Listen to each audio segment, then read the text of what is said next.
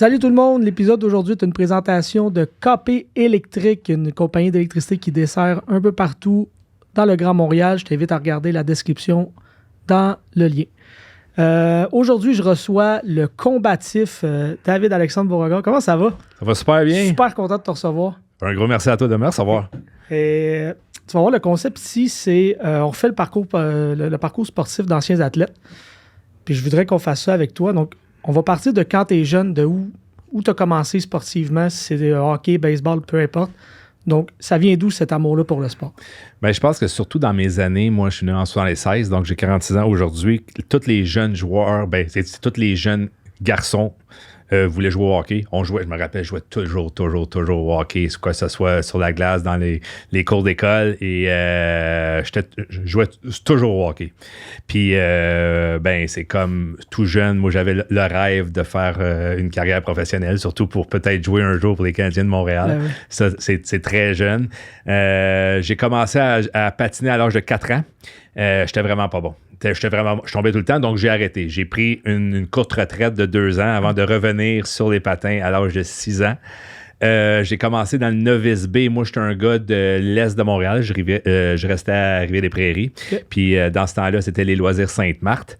J'avais eu une saison vraiment très ordinaire. J'avais fini avec 8 buts, je crois, à ma première année là, dans le novice B. J'avais des patins microns. Ça, des patins microns, c'était des patins moulés dans le temps que j'ai aucune idée pourquoi mes parents m'avaient acheté ça, mais ça a été ma première paire de patins. Et la deuxième année, aucune idée comment ça. Mes parents m'ont acheté des patins Wayne Gretzky. C'était des Bauer Wayne Gretzky. OK.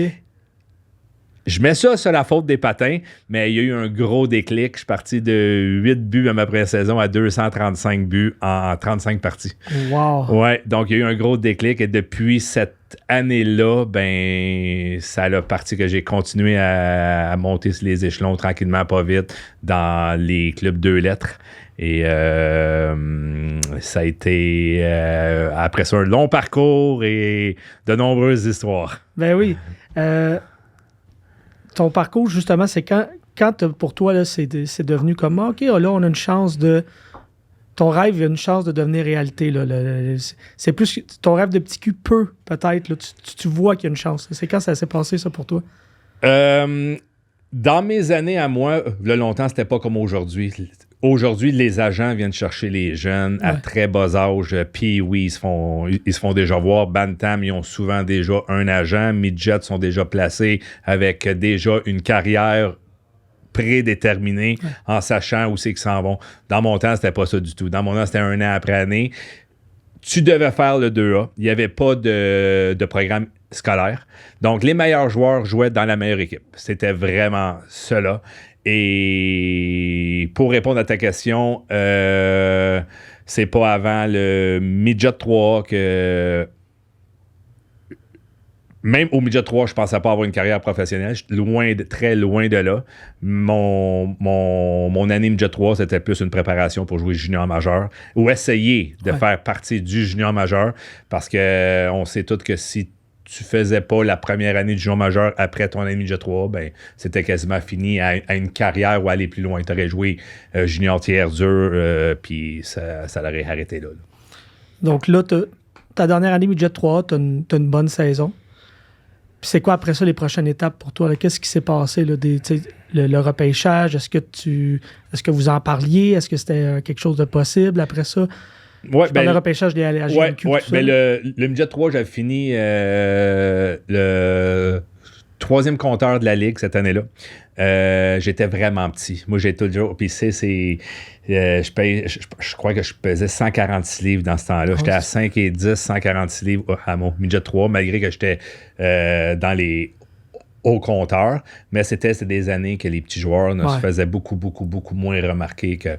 Donc, je me suis présenté à l'Aréna Maurice Richard la journée après mon bal de finissant du secondaire. Mon bal était le samedi, puis mon repêchage était le lendemain matin. Je devais être... ça commençait à midi à l'Aréna Maurice Richard. J'avais parlé à une dizaine d'équipes sans savoir vraiment vers quelle équipe était vraiment intéressée. Dans ce temps-là, j'avais vraiment de la misère à me vendre, donc c'était sûrement... donc, j'ai sorti en 4e ronde avec un club que j'ai même pas rencontré dans les interviews. Je me suis présenté à un club qui leur manquait déjà 10 joueurs parce que la grosse batch, ça, c'était l'année que la grosse batch du Laser de Saint-Hyacinthe, Martin Brodeur, les Poulains, les Martin Gendron, Hugo Proulx, ben, ils sont tous partis ailleurs. Leur carrière junior finissait où ils ont été échangés à quelque part d'autre et ils ont refait un club avec quelques vétérans mais beaucoup de recrues, géré par un coach recrue aussi qui était Richard Martel. J'ai quand même eu une belle année. J'ai appris énormément cette année-là. Puis c'est là que ma carrière junior a commencé. Tu viens de parler du laser de Saint-Hyacinthe.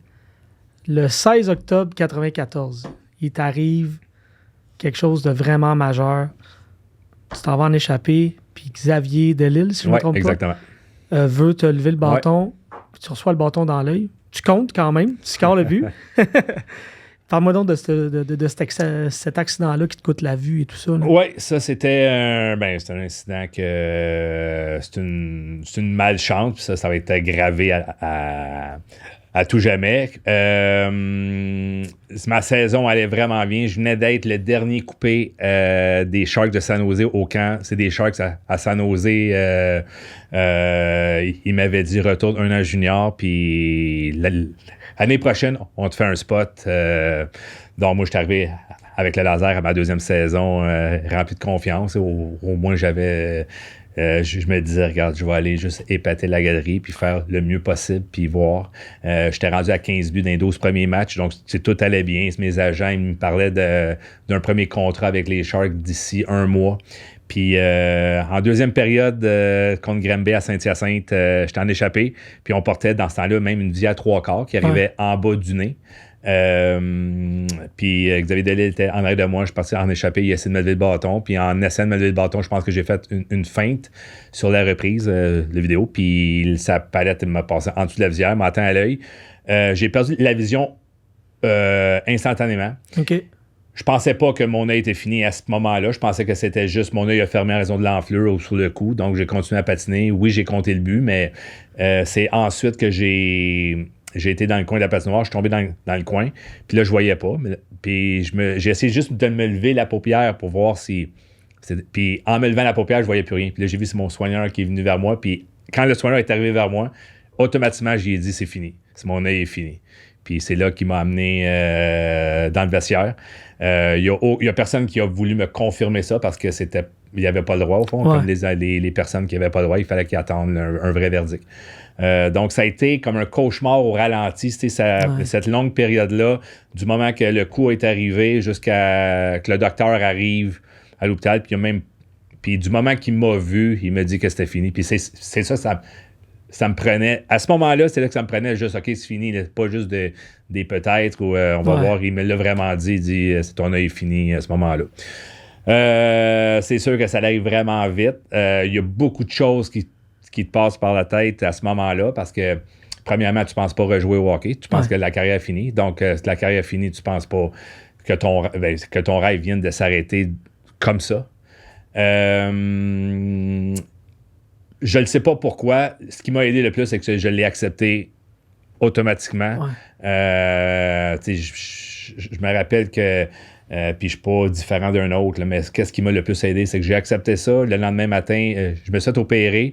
Le lendemain matin, je me suis réveillé, ma mère était à côté de moi, puis elle pleurait. Mais là, j'ai dit, gars, j'aurais beau crier, pleurer, frapper dans les murs, il n'y a pas de... Il n'y a aucun bouton de retour qui peut me ramener là. Donc, c'est exactement ça. Et ensuite de ça, j'ai recommencé à reprendre mes activités tranquillement. Je suis revenu sur la glace, je pense 4-5 jours après, juste pour le fun, juste pour toucher au patin. J'étais le joueur le plus pourri sur la glace. Je fonçais dans les bandes. Je pensais recevoir une passe sur ma palette, elle était dans mes patins. La 3e dimension, je la voyais plus. Tout était complètement différent. Puis là, je me suis rendu compte que, j'étais loin le pied. Même à ce moment-là encore, je pensais pas faire un retour. C'était vraiment juste pour être avec mes coéquipiers parce que quand même, le hockey, même si j'étais jeune à cet âge-là, c'était quand même ma vie. Ça a été ma vie, le hockey. Je vivais du hockey. Là. Et donc, je ne pouvais pas arrêter ça comme du jour au lendemain. Puis le club m'a laissé quand même pratiquer avec eux autres, avec un gilet d'une différente couleur. Je n'avais pas de ligne pour pratiquer des drills. J'étais plus le shooter pour les goalers, mais pratique. Puis j'embarquais à chaque jour. Chaque jour, j'embarquais. Je m'améliorais un petit peu et tranquillement, pas vite. Puis je me suis amélioré beaucoup, très rapidement. Puis c'est là qu'à un moment donné, ça m'est passé par la tête. Si je devrais peut-être juste essayer de faire un retour. Je l'ai annoncé à mon coach, je l'ai annoncé à plusieurs. Mon club a fait, la Ligue m'empêchait. À ce moment-là, il n'y avait personne qui avait essayé ça. Donc, il y avait un règlement que... Ben, au fond, il n'y avait pas de règlement, mais il y avait rien qui me donnait le OK de revenir. Ouais. Donc, j'étais comme bloqué. Là. Il a fallu que je passe beaucoup de petits tests. Il a fallu que la Ligue fasse des meetings. Puis finalement, quand ils ont dit « Regarde, c'est ton choix. On va juste te faire signer un papier pour les assurances. Ouais. » Puis là, je suis revenu au jeu 3 mois plus tard à ma première game. On l'avait caché parce que ça avait été médiatisé énormément beaucoup. C'était la grève de la NHL. Ouais. Donc, quand mon accident est arrivé, ça avait été médiatisé comme...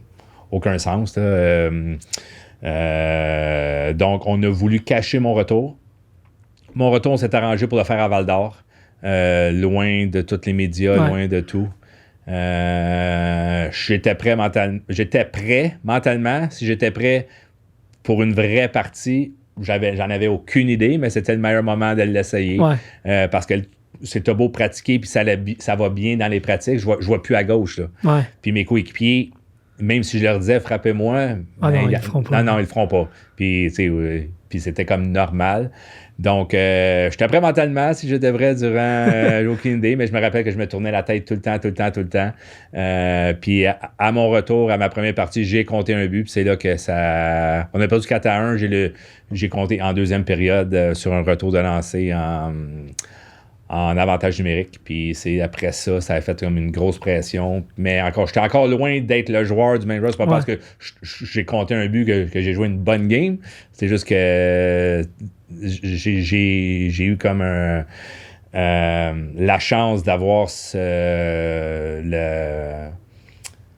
le talent du compteur. Ouais. Il y en a qui disent que tu l'as ou tu l'as pas. Moi, je l'avais. Ben, je l'ai toujours eu. Donc, je pouvais connaître des games pourris puis en compter deux, comme je pouvais jouer une très bonne game et pas en compter. C'est juste Donc, quand j'ai compté ce but-là, ben, il y a une grosse pression parce qu'il y avait eu énormément de personnes qui...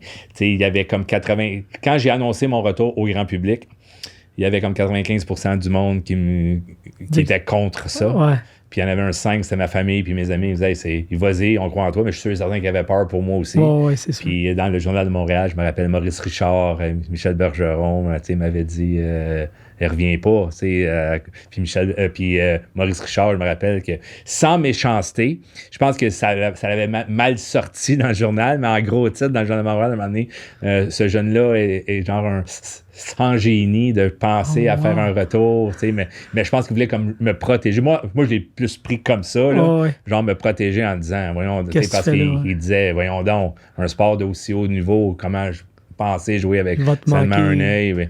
Puis en même temps, si tu repenses, il y avait peut-être raison aussi. Puis moi, j'étais peut-être inconscient là-dedans, mais je voulais pas avoir 40 ans plus tard puis me dire, j'aurais dû réessayer. Au pire, au pire des pires, j'aurais réessayé puis ça n'aurait pas fonctionné. Là, j'ai réessayé. Je pense que ça a été ma plus belle réussite, c'est d'avoir juste réessayé. Comme ça m'a donné une carrière professionnelle de 18 années. Je pense que c'est ma plus belle fierté, c'est d'avoir réessayé à jouer. Peu importe quelle direction ça aurait pu aller, ça aurait pu flancher au fond. Ouais. Mais là, ça a fonctionné, donc on est rendu là. Je veux savoir, t'as-tu déjà... Est-ce que tu en as déjà reparlé avec Xavier de ça, de ce qui est arrivé, Est-ce que vous avez déjà eu un échange tous les deux, one-on-one, en disant comme... Il était venu me voir à l'hôpital 2-3 jours après. OK. Ouais, il était venu me voir, puis j'y en veux pas du tout. Ça aurait pu être moi qui l'a atteint. C'est un accident. Ouais. C'est vraiment un accident, ce qui est arrivé. C'était pas un joueur à l'eau. C'était pas... Donc, j'y en voulais pas, mais pas du tout. Lui, il se sentait vraiment mal, puis je le comprends, mais en même temps, des accidents, ça arrive vite, là, surtout dans le sport professionnel. Donc, je lui en avais parlé, puis après, quand il s'est quitté, je pense qu'il était soulagé de voir que personne ne lui en voulait vraiment. C'est un accident, là. Même, j'ai pas vraiment gardé contact avec lui parce que je trouvais pas le but et non pas parce que je voulais pas. C'est juste que c'était pas un ami, c'est arrivé, puis mais j'y en veux pas. C'est un accident, c'est un accident. Donc là, tu réussis à faire ton retour au jeu, ça va quand même bien dans les circonstances. Est-ce que tu te dis, je vais être capable de... Ton contrat avec les Sharks, est-ce que c'est déjà terminé? Est-ce que tu vois pas de... là, si je suis capable de jouer avec quand même pas mal de performances, est-ce que tu pensais encore à la NHL ou tu disais non, ça c'est un rêve qui sera plus réalisable? J'y ai jamais repensé. Jamais. Moi, du moment, même quand je suis revenu au jeu dans le junior majeur, je pensais juste finir ma carrière junior, puis on verra après. Moi, c'était vraiment année après année, jour. Donc, je pensais... Et puis, je le savais qu'il y avait un règlement qui m'interdisait de signer un contrat de Ligue nationale. Donc, je le savais que cette partie-là était effacée. La seule chose que je pouvais faire, c'est de continuer à jouer au hockey le plus longtemps possible, sans connaître les options. Je voulais juste vraiment... Je savais qu'il me restait encore 2 grosses années juniors à finir. Et ensuite de ça, ça aurait été... regarde, on va voir où c'est que ça va mener. Puis, c'est en plein ça. Mais pour répondre à ta question, non, la Ligue nationale, j'ai mis une croix dessus automatiquement avec mon accident de rue. Tu as un record dans le junior, je pense. Du joueur qui a coûté le plus cher à se faire échanger. Ouais.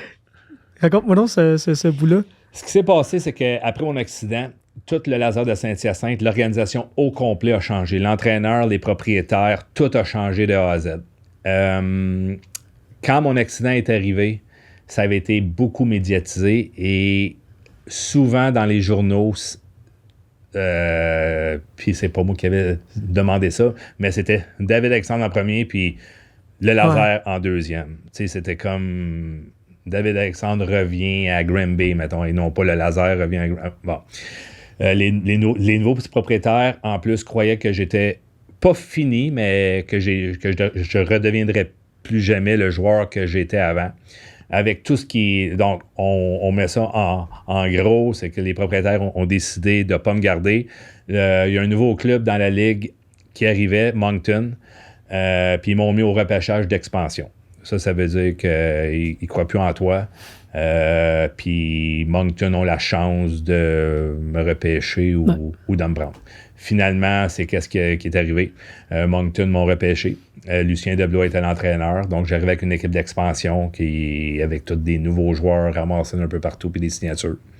Moi, cette année-là, je m'étais dit que avoir fini, j'ai quand même eu une bonne fin de saison avec le laser après mon accident, mais j'étais loin d'être le même joueur. Mais je m'étais dit, l'été au complet, je vais tout faire pour essayer le mieux possible de revenir le compteur que j'étais. J'étais sur la glace énormément souvent, je me trouvais d'être en glace. Puis un moment donné, encore là, je parle c'est des déclics, mais un moment donné, si tu le sais pas, ça repogne. Tout repogne. Puis je suis arrivé à Moncton, puis ça a très, très, très, très bien été. On a eu des gros problèmes financiers. On a changé de propriétaire 3 fois. Ça, c'était avant que les Wildcats arrivent. On s'appelait les Alpines de Moncton. Les Alpines. Gros problème d'argent. L'entraîneur Lucien Deblois devait fouler sa carte de crédit personnelle pour payer les hôtels puis le stock des joueurs. Il nous manquait de l'argent partout. Là, à Noël, j'étais le premier buteur de la Ligue à Moncton. Donc là, c'est ça, j'étais redevenu pas mal le compteur que j'étais. Donc, j'étais le premier buteur, mais là, avec un club qui s'en donnait nulle part. Nulle part.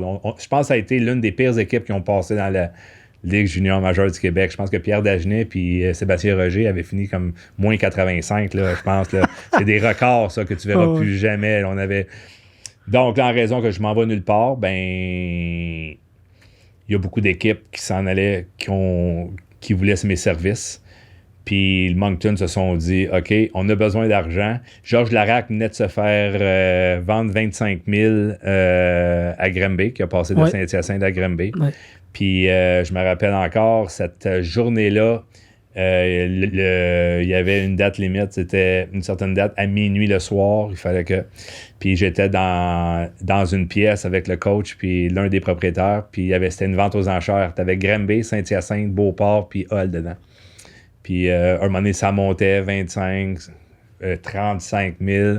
Puis un moment donné, c'était Saint-Hyacinthe. Puis là, j'ai dit à Saint-Hyacinthe, après ce qu'ils m'ont fait, je voulais pas retourner les aider puis jouer là. Ouais. Donc, ils m'ont dit parfait. Ils ont barré Saint-Hyacinthe, ils les ont appelés, ils ne se présentera pas. Là, Beauport ont fait une bonne offre à 50 000. Il était moins 10, je pense, il restait 10 minutes.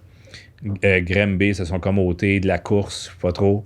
Puis à moins 2 ou moins 1, ils sont arrivés avec une offre de 100 000 $, un premier choix, puis Christian Daigle. Puis ça allait dire. Puis là, Lucien Delois, il m'avait dit bon, tu t'en vas à Hull.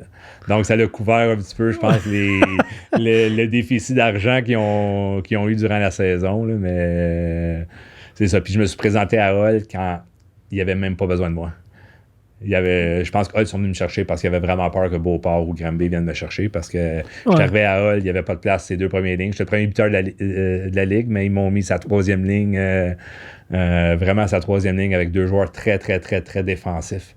Donc, comment ça s'est passé, justement, la transition vers Hull? C'était complètement différent. Tu passes souvent, là, c'est dans le sport comme ça, quand tu passes que quand tu as énormément de temps de glace, quand tu es le seul joueur, mettons, qui est basé, puis après ça, tu arrives, mais tu en as des aussi bons ou des meilleurs, et pas juste un ou deux. Quand il y en a 4, 5, là, des gros, ben il faut que tu fasses ta place. Puis c'est dur de faire ta place quand tu n'as pas le même temps de glace, quand tu n'as pas les mêmes coéquipiers, quand tu n'as pas... Ouais. Mais tu sais, il faut juste garder une bonne attitude là-dedans. Mais quand tu es un compteur, tu as besoin de te sentir apprécié. Tu as besoin de la rondelle, tu as besoin du temps de glace pour te faire valoriser parce qu'à un moment donné, si ton temps de jeu diminue, tes lancers diminuent. Ouais. Si tes lancers diminuent, tes chances de compter diminuent. Puis à un moment donné, tu sais, comme on sait, c'est pas parce que tu es un compteur que tu vas compter sur chaque lancer. Des fois, tu peux en avoir 10, puis ça va te prendre 10 lancers avant d'en compter un. Des fois, tu vas avoir des meilleurs breaks, tu vas en avoir 3, mais c'est ça. Donc, ça a quand même été correct, je dirais, mais je me suis jamais senti de faire partie de l'équipe intégralement parce que j'étais comme un outsider qui avait vraiment pas besoin de toi. J'étais là, mais... Ah, peut-être le meilleur compteur, en plus, c'est quand même quelque chose. Ouais, en but, mais c'est ça, en but de la Ligue. Puis j'arrive là, puis j'ai plus le même... même, je me rappelais que j'avais comme un power play sur 2. Donc, tu sais, à un moment donné, tu dis, tu sais, mais le club s'est gagné, c'était correct, mais en même temps, c'est le fun quand tu es valorisé, c'est le fun quand tu te sens que... T'es part of the... Tu te donnes, ouais, c'est ça. Donc, mais ça n'a pas été ça la première année à Hull. Puis comment ça s'est terminé un peu ton parcours junior? Là, tu as la première année à Hull, puis comment cette quatrième année junior-là? Ma quatrième année junior, je n'étais pas supposé de revenir junior à 20 ans. J'ai commencé dans la Ligue américaine, dans le club école des Sharks, mais cette année-là, le club école était affilié à deux clubs, les Highlanders et les Sharks. Je suis arrivé là à l'année de mon 20 ans. J'ai joué les 5 premières parties à Lexington, c'est Kentucky. Puis ça, c'était une anecdote, mais c'était la première fois à vie qu'il y avait une partie de hockey au Kentucky. Donc, on jouait dans Lexington. Ça, c'était en 97. Première fois à vie. Avant la partie, le soir d'avant, à minuit le soir, il y avait une pratique des Wildcats du Kentucky, des Kentucky Wildcats dans les NCAA au basketball. Ouais. C'est la grosse affaire. Il y avait 21 000 spectateurs à la première pratique des Wildcats, puis nous autres, on jouait le lendemain au hockey, mais... donc ça, tu disais, c'est quoi qui se passe là? À minuit le soir, la première pratique de la saison. Nous, on joue le soir, première partie à vie. Là, il y a quand même, je pense qu'il y avait 15 000 personnes à la première partie pour une première game au Kentucky. Puis là, on s'était fait dire, écoutez, on ne sait pas quoi attendre de la foule. Ils ne connaissent pas le hockey. Ils en ont entendu parler ou vu ou mais ils savent absolument rien. Donc, la partie commence. Dès le premier 15 secondes, il y a un hors-jeu. Puis tout le monde arrête, puis l'annonceur commence. Offside. A player can cross the blue line before the puck. Donc, chaque arrêt de jeu, l'annonceur expliquait le pourquoi. Puis notre goaler s'est aperçu très rapidement que chaque arrêt de la mythe qu'il faisait, il y avait une ovation. Donc, lui, il s'arrangeait pour chaque lancer facile, il n'y a pas avec la mythe. Et là, il recevait une ovation où il pouvait faire une table d'arrêt de la pad. Non, ça. De la mythe. Toute la mythe. Des fois, il faisait exprès, il a pas n'importe quoi. Toute la mythe. Pour faire lever la foule. Non, c'était spécial. Donc là, j'ai joué là, les 5 premières parties. Mais là, encore là, en raison que je ne pouvais pas avoir un contrat de Ligue nationale, je passais en arrière de tout le monde. C'était tous les contrats. Puis c'était correct, c'est la business. Les prospects des contrats doivent jouer. Puis là, il y a énormément de joueurs qui sont descendus genre en même temps, après 2 semaines, des Islanders puis des Sharks. Puis là, je me suis retrouvé à plus jouer. J'ai passé, je pense, un bon 15 parties de suite dans les estrades, mais là, j'avais 20 ans. Là, j'avais le choix. Puis, soit de retourner junior majeur. Puis Charlie Henry des Olympiques de Hull m'a dit, il était venu me voir à Hamilton, m'avait dit, Dave, il dit, reviens donc une année à Hull, on s'en va à la Coupe Memorial. Claude Julien, c'était l'entraîneur là-bas. Puis là, j'ai dit, OK, c'est correct, je vais peut-être revenir. J'ai pensé à mon affaire, j'ai dit, je vais aller à la Coupe Memorial, je vais revenir à Hull. Donc, je suis revenu à Hull à mon année de 20 ans. J'avais quand même 17 buts dans les 18 premiers matchs. Eux autres, en raison que j'avais commencé la Ligue américaine, ils avaient fait un échange avec Sherbrooke pour avoir les droits de Christian Dubé, qui était aux Rangers de New York dans ce temps-là. Puis moi, je jouais, puis un moment donné, boum, Christian Dubé se fait couper des Rangers. Revient à Hull. Puis là, moi, j'étais comme le dernier outsider depuis 20 ans. Donc, ils m'ont échangé à Shawinigan. Donc, j'ai fini à Shawinigan. On avait un excellent club. Par contre, parce qu'on venait de battre Hull, nos 2 derniers games de la saison contre Hull, on les avait battus. On s'est ramassé contre la première série contre Jean-Sébastien Giguère et Halifax. On a perdu notre goaler numéro 1 en Sébastien Charpentier. On s'est retrouvé avec un 16 ans dans le net qui est Mathieu Chouinard, qui était excellent, mais c'était un jeune dans ce temps-là de 16 ans. Puis Giguère a volé la série. Je me rappelle dans Game 7, c'était 58-22 les lancers, je crois, puis on a perdu 5-2. Ouais, ça fait mal. Donc, mais c'est ça. Puis ma carrière junior s'est terminée comme ça. Puis un coup, ça s'est terminé. C'est quoi les options qui se sont offertes à toi, là? Je connaissais pas grand-chose après ça. Je me demandais... J'avais un agent dans ce temps-là, mais c'est mon agent après ça, tu sais, il savait que je ne pouvais plus signer, mais il m'a dit, hey, il y a des ligues mineures professionnelles que je ne connaissais pas du tout, comme la East Coast, mais il y en avait d'autres. Il y avait la United Hockey League, tu avais la Ligue centrale, puis tu avais la Western Professional Hockey dans ce temps-là.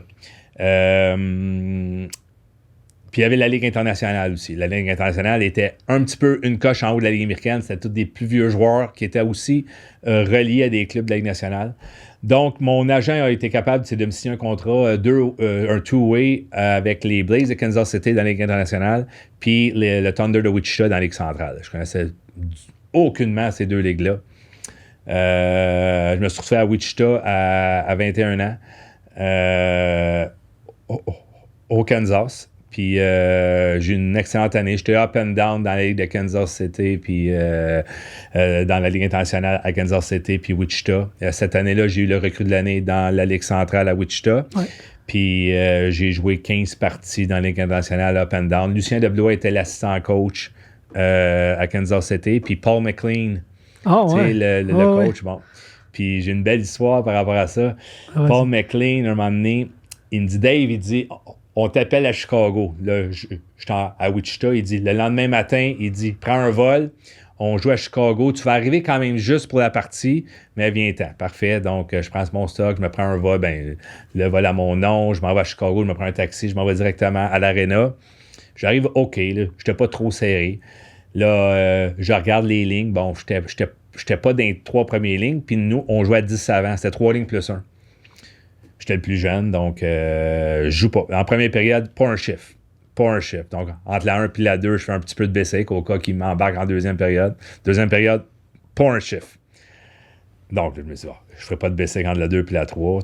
En troisième période, pas un chiffre. Donc, là, il m'a fait venir à Chicago pour pas jouer un chiffre, mais c'était correct. J'étais une recrue, je prends ma place.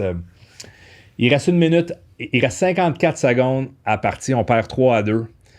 ils ont un temps d'arrêt mise au jeu dans notre zone. Et Paul McLean, un temps d'arrêt, puis il m'appelle, il dit Dave, il dit come here. Là, il s'en vient, là, il dit hey, il dit là, tu vas te placer là, j'ai pas joué un chef de la game, là, mais je sais même pas sur mes jambes. Là. Mais en raison que j'étais le plus vite patineur de l'équipe, il m'avait fait un jeu truqué. Là, on va gagner la mise au jeu. On va l'envoyer par la bande avec le rebond. Il est censé revenir au centre. Toi, tu vas partir, triche, puis va-t'en, puis tu vas payer un échappé. Bon, parfait. Je me place, on perd la mise au jeu. Donc, moi, je m'en vais sur mon défenseur. Le défenseur fait une passe à son autre défenseur, puis il lance. Mais mon centre, il était à mauvaise place. Donc, anyway, la rondelle lui a tombé dessus. Puis moi, j'ai triché en continuant. Puis là, mon centre, il m'a vu. Il me l'a passé. Je passais en échappé, j'ai compté. Donc là, j'ai fait un chiffre. Je taille la game à 3-3. Là, on s'en va directement à lancer de punition parce qu'il n'y a pas de prolongation. On s'en va directement. Là, il m'a envoyé par McLean. Il me dit, c'est vas-y. Là, je compte. On gagne 1-0 en shootout. Puis la première chose qu'il me dit, great job. Mais il dit, demain matin, tu reprends un vol pour Wichita. Là, j'étais avec 2-3 Québécois. Puis j'ai joué un game facile, ça. Un chiffre, un but, un peu de prolongation. Un paycheck, puis ah ouais, tu retournes à Wichita. Puis cette histoire-là, quand le Canadien avait joué contre Ottawa en série, il y a une game puis Paul McLean était le coach, il y a une game qui a fait jouer Conacher.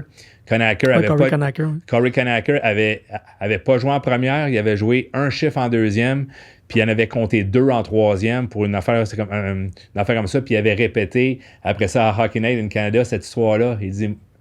Parce que les journalistes, c'est qu'est-ce qui t'a pris de mettre Conacher quand il n'a pas joué? Ouais, il m'a dit, ça me rappelle une histoire à Chicago. Ouais, il y a un jeune, ouais, c'est ça. Puis, donc, ils ont relaté cet événement-là. Là, après ça, là, c'est vraiment drôle. Là, tu joues ces 2 saisons-là. Puis est-ce qu'après ça, c'est-tu les Thrashers? C'est-tu là que ça vient ou il y a un petit peu? Non, j'ai joué après ça. J'ai passé dans East Coast. J'ai joué à peu près, je dirais, 7-8 saisons. 7-8 saisons. De hockey mineur avant d'arriver pour les Thrashers.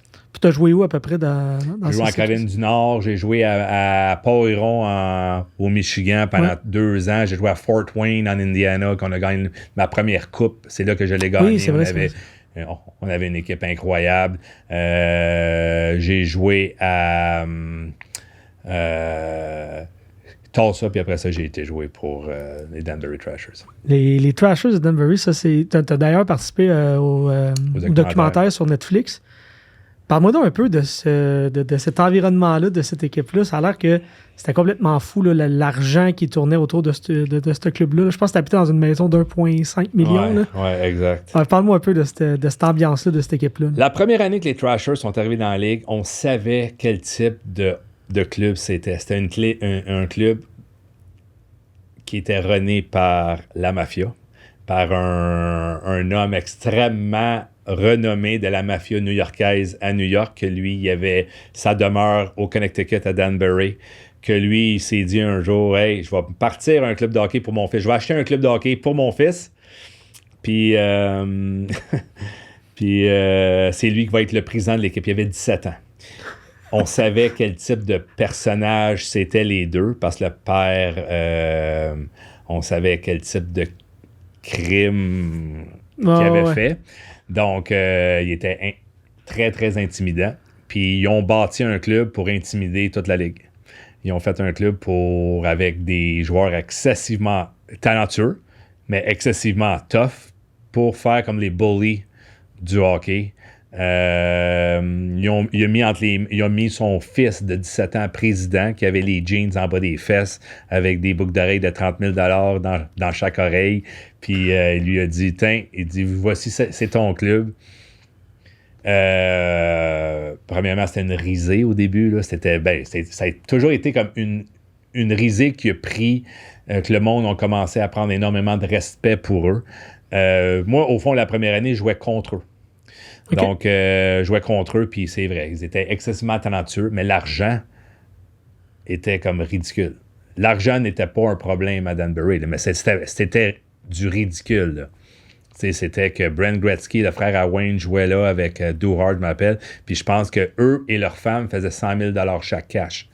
Donc ça, mettons, pour les... Tu sais, c'était beaucoup plus que la Ligue américaine là, dans ce temps-là. Puis c'était énormément plus que n'importe quel joueur dans la Ligue, même si... Tu sais, donc... un moment donné, quand tu relis ça, puis quand on jouait, il y a eu énormément d'histoires avec eux autres. Tu t'en allais là-bas, puis tu faisais tous les coups les plus cochons. Genre, leur trainer là-bas s'est fait mettre dehors de la Ligue. J'ai jamais vu un trainer se faire mettre dehors par la Ligue parce qu'il mettait des fois du poisson mort dans la ventilation dans les chambres des joueurs. Il y avait une section, la section 102, qui était la plus rude. La section, tu te dis des fois, ça n'a aucun bon sens. Qu'est-ce qu'ils peuvent dire? Qu'est-ce qu'ils peuvent faire? Donc, moi, cette année-là, je jouais pour une équipe qui allait nulle part encore. Puis, à la date limite des transactions, ben les Trashers ont fait un appel pour moi, puis sont venus me chercher. Puis, quand j'étais arrivé là, j'ai vraiment su c'était quoi jouer pour les Danbury Trashers. C'était ben, premièrement, le propriétaire, c'était le meilleur propriétaire que j'ai eu, parce qu'on était comme les enfants, au fond. Ils prenaient soin de nous autres, comme c'était incroyable. Là. Il nous donnait tout. Mais c'est un homme qui ne connaissait pas du tout le hockey. Donc, lui, la seule affaire qu'il voyait, c'est le pointage au tableau. Quand son club gagnait, peu importe comment, tu pouvais en jouer une vraiment mauvaise game puis gagner, mais lui, il était super content, on a gagné, puis tu pouvais en jouer une incroyable, que tu finissais la game 64 lancés contre 12, tu perdais 2-1. Puis il était en furie contre nous autres. Il ne comprenait pas vraiment. Puis c'était un propriétaire qui était extrêmement présent. Il était toujours dans la chambre. Fâché ou pas fâché, il était là. Il a donné de la main. Paul Gillis, qui a joué énormément longtemps dans NHL, c'était notre entraîneur. J'ai jamais vu un moment donné le coach faire engueuler comme du poisson pourri de même, là, sans aucune raison. Parce que sans aucune raison. On avait perdu les parties. Les 2 premières parties, c'était un 4-7. On s'en va perdre les 2 premières chez nous. Je pense que les lancers au but, c'était 93 contre 34, je pense, les 2 games, un total. Là, puis on perd les 2 premières games. Puis c'est ça. Puis le coach s'est fait engueuler. Il nous regardait, le propriétaire, il nous regardait passer après la partie, puis il disait aïe. Mais tout ce que vous avez vu dans le documentaire est vrai. Mais ce qu'on voit pas dans le documentaire, c'est la réalité du hockey là-bas. Ouais. Parce qu'on était extrêmement bons puis talentueux. T'sais, le Hockey News avait dit que cette équipe-là aurait pu battre un minimum de 12 à 15 équipes Ligue américaine. Là, tellement qu'on était bons. Là, le monde, des bons joueurs venaient en raison de l'argent. Ils pouvaient aller chercher n'importe qui. Là, parce que c'était vraiment payant. Puis oui, moi, il m'avait mis dans une maison d'un juge qui partait pour l'hiver. Donc, il valait 1,6 million sur le bord de l'eau. Mais c'est ça. Quand je dis que l'argent n'était pas un problème, c'était sur n'importe quoi. Là. Puis, tu sais, le propriétaire, moi, la première fois, il m'avait dit « Parfait, viens à Danbury, viens me rencontrer avant d'aller à l'aréna. » Parfait, je m'en vais le rencontrer. Mais il dit « Je suis pas à l'aréna, j'étais à mon usine de... » Parce que lui, il était propriétaire d'une compagnie de vidange. Ouais. Donc, il y avait comme un grand entrepôt avec tout... Puis c'était énorme, là. Puis j'avais été là, puis la secrétaire a dit « Ah, je pense que Jim, il est dans porte 4. » Donc, j'ai été dans porte 4. Puis c'était genre de pièce là, où c'est que si tu voulais pas te faire entendre ou si tu étais sous écoute, ben tu fais rien entendre parce que c'était tellement bruyant. On dirait qu'il réparait des... Puis là, je suis rentré là, j'ai ouvert la porte parce que j'ai cogné, puis personne n'est venu répondre. J'ai ouvert la porte. Il était entouré. J'ai vu Jim. Moi, la première chose, c'est que j'ai vu Jim, mais il y avait comme 4-5 énormes gars, là, puis il n'y avait pas de l'air fin, les gars, là. Puis là, ils se parlaient de quoi, puis ils se parlaient comme... Puis ça avait pas de l'air heureux, là. Puis moi, quand je suis rentré, il y en a un qui m'a vu, Jim, il m'a pas vu encore. Puis là, il a donné un coup à son chum, puis les deux se sont tournés vers moi, puis en venant dire « Hey, t'es qui rentre ça de même, là? » Puis là, j'ai juste dit « Hey, je suis votre nouveau joueur de hockey. Je suis nouveau joueur de hockey. » Là, Jim, il dit « Oh, guys, il dit wait. » Puis là, le propriétaire, il est venu, puis il m'a serré la main, il m'a dit « Hey, et bienvenue à Danbury. » Il dit « Là, j'ai vraiment pas de temps de te parler. » Il dit « Je te retrouve à l'aréna. » Ah, je dis « Ah, y a aucun problème. fonce-moi dans le tour. Hey, j'ai juste un tabarouette. Les deux s'en venaient, là, mais je pense qu'ils s'en venaient pas me serrer la main. Non, ils s'en venaient de sortir de là, je pense. Bon, je pense que oui. Mais c'était ce genre, exactement ça. Puis on savait que lui, avec sa business de compagnie de garage, il avait fait brûler un truck d'un jeune qui avait parti sa propre compagnie de... Donc, il a fait brûler en pleine rue. On le voit sur les caméras en pleine rue. Mais en connaissant Jim, le personnage qui était, il a fait brûler le truck du jeune, mais il lui a sûrement payé cash. OK. En dédommagement. Mais reviens pas. Rachète-toi pas un autre camion. Viens pas jouer dans mes plates-bandes. Tiens ton argent. Tu perdras rien. Tu perds juste ta business, mais pas d'argent. Tu sais, mettons, de la manière que je le vois, là, comment que ça serait, c'est à peu près ça. Parce que si c'était un type de personne comme ça. C'est incroyable. Mais là, vous autres, t'as eu des bons moments avec Danbury. Ouais. T'as eu des je pense, une grosse run en playoff. Ouais, Où on a perdu en finale. Vous avez perdu en finale, mais toi, ça scorait pas mal. Là, je pense que c'était quasiment un but par match. Les pointeurs de la Ligue en série par cette année. Ouais. Raconte-moi non cette run-là en playoff. Est-ce que c'était un no-brainer que vous soyez là et que vous gagnez, ou est-ce que c'était une surprise? Est-ce que... Non, non, vraiment pas. On avait une bonne équipe. La seule chose encore, c'est qu'on avait une excellente équipe, mais la manière qu'ils ont bâti l'équipe, ils ont bâti avec des trop vieux joueurs. Ouais. On avait trop de joueurs en fin de carrière qui étaient payés énormément, mais comme des joueurs en fin de carrière, ils se sont basés sur des gros noms, mais qui avançaient plus. Puis nous, le restant, c'est des jeunes, mais normalement, mettons, tu peux pas avoir 4-5 gars qui en fin de carrière puis d'espérer d'aller au bout. Je pense qu'on était overrated. On était une très bonne équipe. Très, très bonne équipe avec des gros noms. Mais il y avait d'autres équipes avec des excellents joueurs aussi. Le Muskegon, Kalamazoo qu'on a perdu en finale contre eux autres. Moi, je pense qu'on avait d'excellentes chances, mais c'était pas un gimme. Okay. C'était vraiment pas un gimme. Mais c'est ça. Puis on a perdu, je pense, en 6 contre Kalamazoo à la maison. Ça a été ta seule année avec les Thrashers. Hein? Les seules années, parce qu'à la fin de la saison, en série, on savait que le FBI venait à nos parties. Mais on ne savait pas ce qui se passerait. On savait juste qu'en série, le FBI était là, prenait des photos qui rentraient, sortaient de la loge de notre propriétaire. Parce qu'un moment donné, en série, le propriétaire est rentré dans la chambre un matin avec le journal, puis sa face était là, puis ça marquait un article sur lui, puis en voulant dire qu'il le suivait, qu'il prenait... Puis là, le propriétaire, il était rentré, puis il riait de ça. Il dit, look, il dit regardez, je fais la page du journal de Danbury. Il dit, il pense m'avoir. Il dit, come on. Il dit, come on. Ils m'auront pas. Puis quand la saison a fini, ben c'est là que le club a arrêté parce qu'il s'est fait arrêter pour 72 chefs d'accusation. Rien de violence, tout du économique, puis trafic. Puis trafic d'argent, puis tout des, mettons, de fraude. Puis il y a 160 000 $ cash qui rentrait 2 fois par jour et 3 fois semaine dans son cash, là.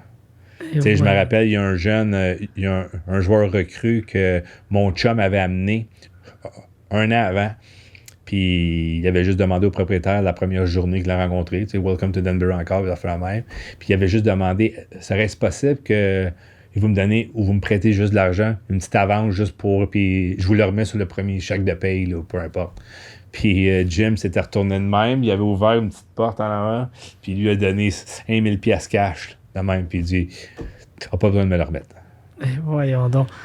C'est fou. Puis les sacs bruns, c'était vrai, ça. Les sacs bruns, quand t'arrivais, tu me disais que je fais ça avec ça, c'est les premières fois. Voyons, aussi de la vraie argent, ça. Voyons donc. Non, l'argent, ça n'a pas été une grande expérience hockey, mais ça a été une année payante pour toi, dans le fond. Ça a été très payant. Puis en plus, j'avais re-signé pour beaucoup plus l'année d'après. C'est le tournoi, on avait... Et moi, j'avais re-signé avec eux autres. On s'en allait pour être meilleur, au fond, parce que j'avais dit un petit peu, mettons, quel type de joueur qui serait bon d'avoir, de se rajeunir un peu partout. Mais, comme le documentaire de Tough, il n'y a aucun Tough qui joue en série, là. Il n'y a aucun Tough qui joue en série. Il y avait énormément de gros joueurs Tough, Mais si tu regardes le roster sur HockeyDB ou peu importe, tu vois que les Toughs ont joué 4 games, 6 games, 2 games. Il y en a beaucoup qui ont passé, mais il n'y en a aucun qui a joué énormément, à part Brad Wingfield qui était là. Qui était quand même capable de jouer. Il était correct. Oui, mais il jouait pas vraiment. C'était notre 10e joueur. On l'embarquait quand on avait besoin d'une mise en échec ou de quelque chose comme ça pour réveiller le club des fois. Là, mais c'était pas... mais il faisait peur. Ah oui, ça c'est clair. Je vais faire un petit saut dans le temps en te parlant de la Ligue nord-américaine de hockey. Je sais que tu as joué une game, je pense. J'en ai joué 17 en 2004. 2004.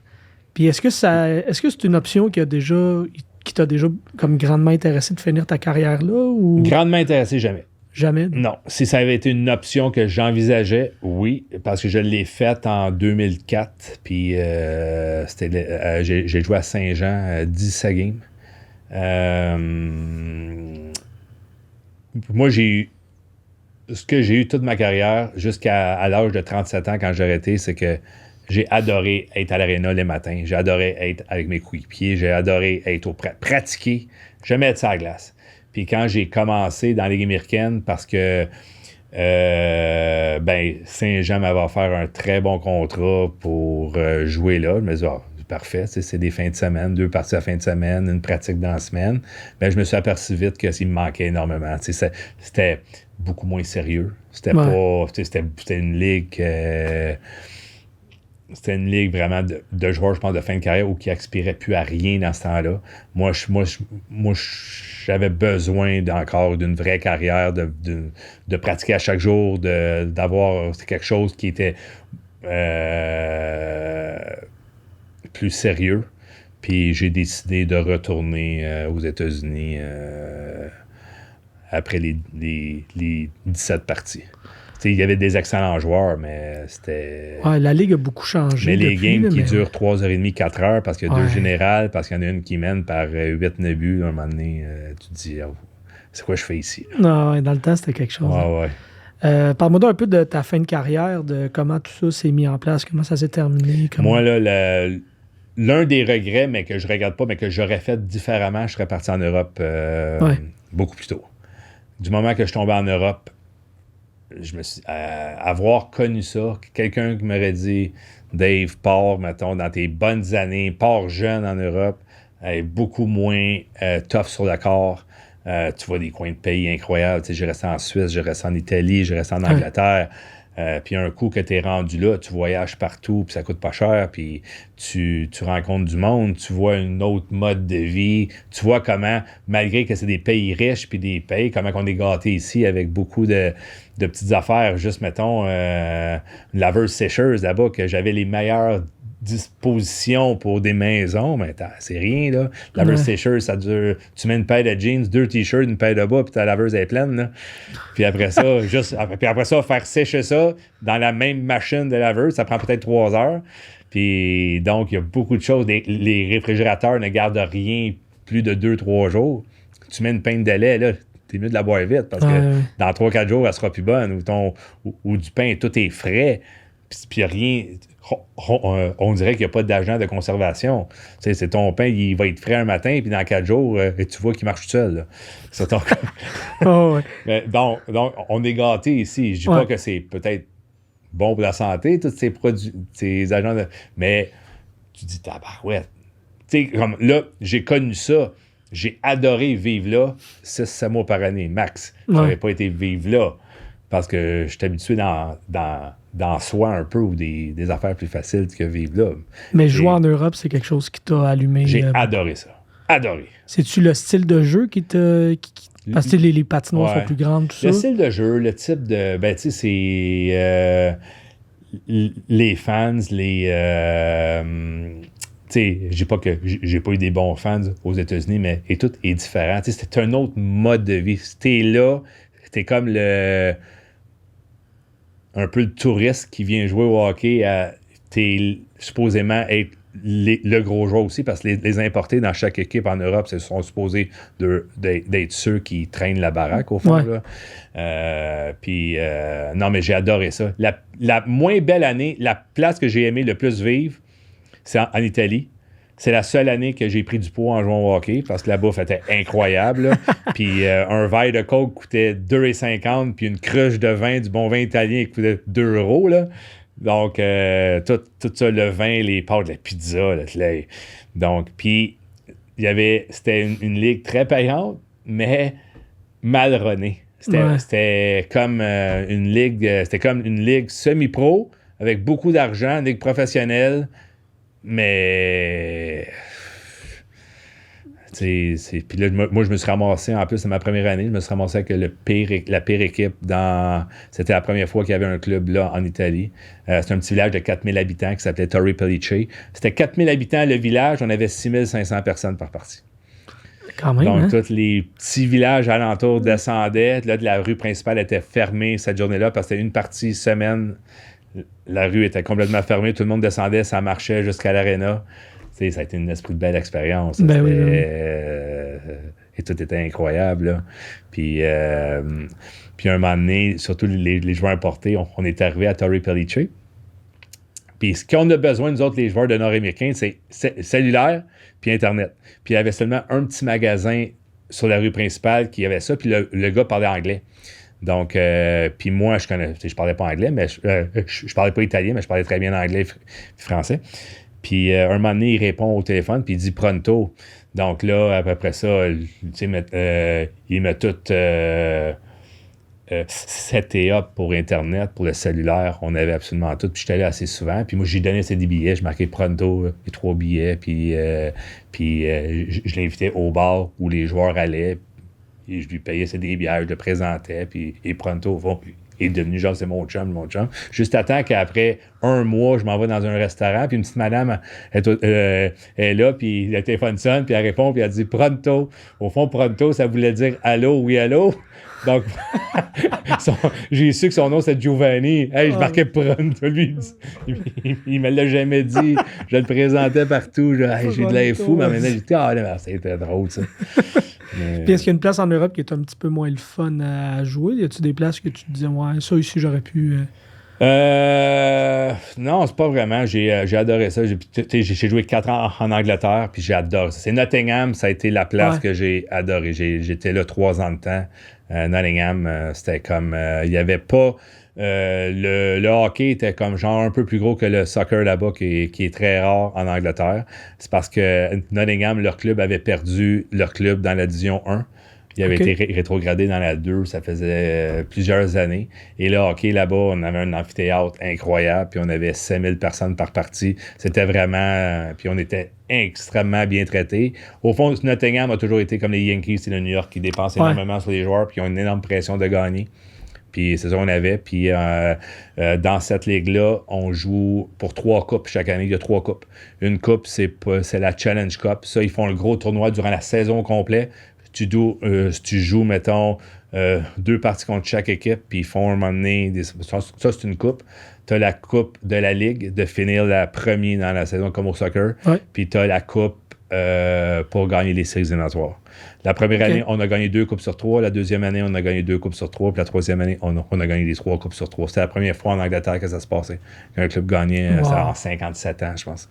Donc, ça l'avait bien fini. Là, j'ai fini cette année-là, parce que dans ce temps-là, j'étais marié. Ouais. Puis ma femme, elle pouvait plus me suivre dans ce temps-là. Donc, j'ai décidé de ne plus retourner en Europe et de rester avec elle. J'étais rendu à 37 ans, puis tout ça. Puis c'est là que ma carrière a quand même fini. Puis c'est une belle façon de terminer sa carrière avec un gros championnat comme ça. Ouais. Est-ce que, avec le recul, là, est-ce que ta carrière, avec toutes les embûches que tu as eues, est-ce qu'il y a des choses que tu modifierais ou ce parcours-là, c'est le tien, puis non, c'est ce parfait? parcours-là, c'est vraiment le mien. Je pense que premièrement, puis je le dis à tout le monde, ça a été un privilège, puis j'ai eu la chance d'avoir malgré la malchance que j'ai eue à 18 ans, j'ai eu la chance que ça fonctionne, puis d'avoir continué. Aujourd'hui, je me compte chanceux puis privilégié d'avoir connu ça, d'avoir joué aussi longtemps, d'avoir pu continuer à vivre mon rêve, même si c'était loin des millions de la Ligue nationale puis d'une carrière de Ligue nationale, mais ça reste que jouer au hockey, je l'ai fait professionnellement de différentes façons. Puis, non, je me trouve excessivement privilégié, puis je souhaite à n'importe qui a la chance de se rendre là, c'est de connaître ça. Puis, c'est ça, parce que j'ai adoré ça. Puis, ça va rester les plus belles années de ma vie, là, de loin. Puis en plus, ce qui est cool dans ton cas, c'est que tu as eu quand même la chance de partager ta passion avec ton frère, qui lui aussi est un excellent joueur de hockey. Parle-moi donc de cette relation-là que tu as eue avec lui. Oui, bien, tout jeune, ça a été. Mes deux frères ont été genre mes plus grands fans. Puis en raison que le plus jeune, qui est 10 ans plus jeune que moi, il a joué au hockey, mais il voulait tout faire pareil comme moi. Il portait le même numéro que moi, il faisait exactement comme que je faisais sur la glace. Lui aussi, il est devenu un très bon compteur. Joueur complètement différent de ce que je suis. Moi, j'étais un compteur qui crée énormément de chance. Tu sais, j'étais comme le gars qui était toujours bien se positionner aux bonnes places alentour du filet, que je me servais énormément de ma rapidité pour les échapper, mais j'étais pas un vrai shooter. Tu sais, je comptais, moi, de l'enclave avec des wrist shots ou des breakaways ou des petits jeux devant le net. Puis mon frère, l'autre, qui a compté énormément de buts avec son lancer frappé, des lancers de loin. Puis moi, je n'avais pas ce lancer-là. Je ne l'ai jamais... j'ai fini, je pense, avec 586 buts professionnels, mais j'en ai moins de 20 sur un slap shot. Donc, j'étais vraiment un joueur qui trouvait les façons, les déviations, les retours. J'en comptais des 50 par année, mais j'en avais au moins 35 qui n'étaient pas beaux. J'en avais 15 beaux, mais c'est ça. Comme on dit, un but, c'est un but. Un but, c'est un but. Exactement, mais c'est ça. Puis... on s'est suivi. Moi, j'allais le voir quand je pouvais.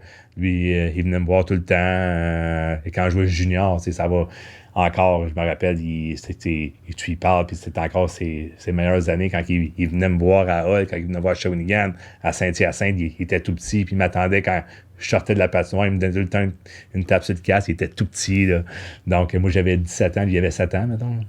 Donc, non, on a tout le temps une belle relation. Puis là, encore aujourd'hui, on ne joue plus au hockey ensemble, mais on joue à la balle. Donc, Ben, écoute, ça m'amène à mon prochain sujet, qui est ton après-carrière. Tu es un athlète, tu as toujours été un sportif.